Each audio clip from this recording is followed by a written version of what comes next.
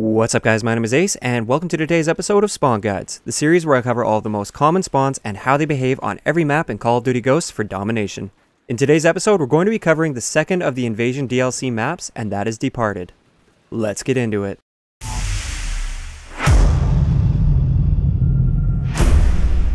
Alright guys, so Departed is one of those maps where the spawns don't really balance so well a lot of the times, and this is more due to the map design rather than the spawn logic itself. I've said this quite a few times already for Ghosts, but these triangular layouts with a circular flow to them don't work so well for spawns because there's just too many different directions that enemies are coming from at any given time for the spawns to be balanced properly. So just be prepared with this map to deal with a few spawn issues every now and then. So having a look at the spawn map for Departed, for the A flag we have 7 spawns that are attached to it, which is quite a few spawns for one flag, and they all behave pretty much exactly how you'd expect them to behave. The most common ones are the ones that are looking directly at the A flag, and then the one right on the top right corner of the screen as you're looking at the pictures right now. One spawn that is very rare for the A flag is actually the one that's on the very bottom left. It's kind of pushed up towards the C flag. This one only really happens if you have a bunch of your team holding the A flag and then pushed up through that alleyway towards the C flag. Moving on to the B flag, these spawns are actually quite unbalanced. They're all balanced towards the right side of the map, kind of towards the A flag, and there aren't any B specific spawns towards the C flag, so it's really off-centered here and really off balance.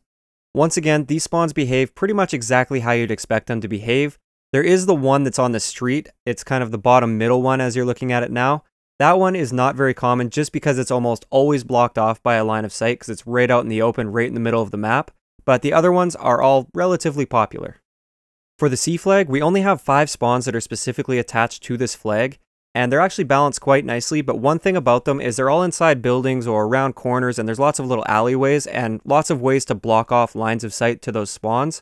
So this spawn doesn't flip very easily. They don't flip from the C flag over to the A flag very easily, whereas with the A flag, they do flip quite easily from the A flag over to the other side of the map.